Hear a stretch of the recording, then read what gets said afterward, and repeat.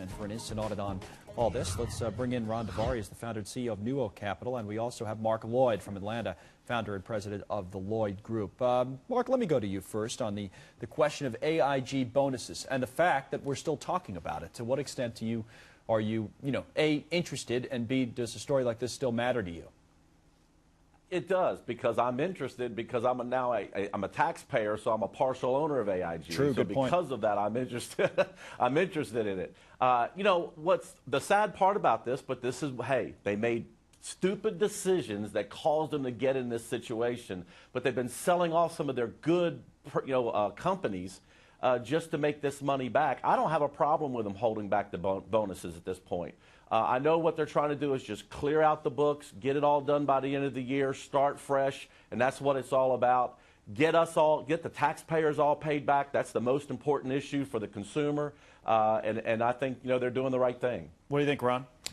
As a matter of principle, I agree. This is important, but as a matter of practice, this is almost nothing compared to the overall health of the AIG. I think the management focus should be on bringing the company back to a healthy situation.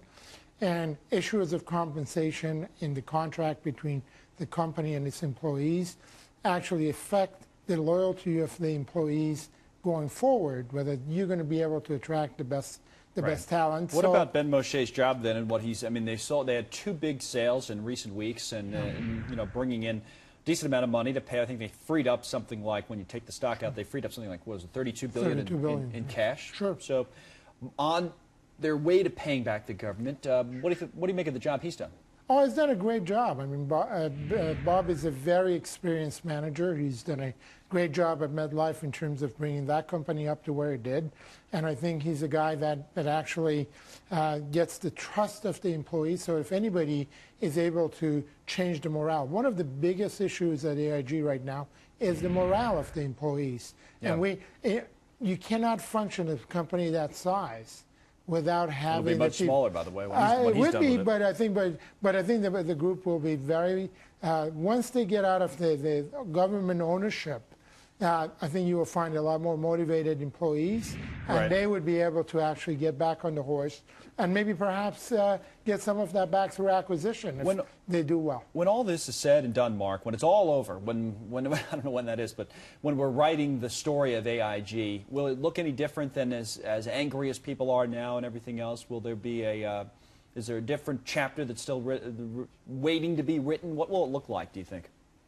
It's hard to say, but I agree with Ron. I think that the morale of the employees is paramount, and I think that they're going to get through this, and then a new, leaner, meaner AIG will come from this, and I think they'll grow again. I think they'll rebuild, and I think they'll be more careful next time, and that's what I hope, that the message of AIG to other companies is to make better decisions on how they invest and how they take the client's money and invest. Yeah, interesting, and given what we're talking about with financial reform today and everything else, how all these stories go together. Thank you guys, Ron and Mark, joining us this morning. It's 20 minutes past.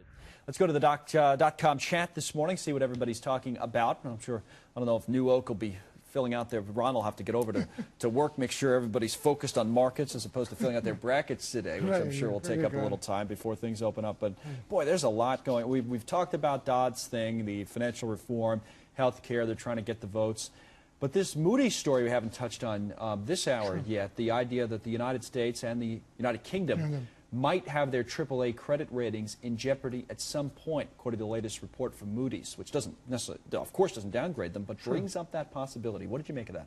Yeah, I think obviously they have a duty when the budget deficit and the balance sheet of the United States and the government ability to service its debt goes down. The rating agencies have to give warning to the market, and they're doing so, but at the end of the day, though, whether they will take any action in the sense of really downgrading the U.S. and affecting ultimately the reserve currency, which is the U.S. dollar. And so you don't think the U.S. is in any jeopardy of losing its AAA rating? I think we cannot pretend that we are not in a jeopardy, but on the other hand, I think the reality is the reality. The government has a lot of ways of essentially taxing people ultimately and be able to pay that debt. Right. We're in a much better position relatively than other places. Especially the Eurozone, where they have the rules in place where they cannot do that as easily. But however, that's not the first concern of U.S. government at the moment. Right. They're not worried as much about the budget deficit as even though politically they may be, but the reality is that they're more worried about the economy, and that's where the votes are going to be. And spending to prop it up. 29 after, we got to run right here. We'll be back to Ron in just a moment. But a lot going on here with that and the China story and everything else. We'll have the markets in a full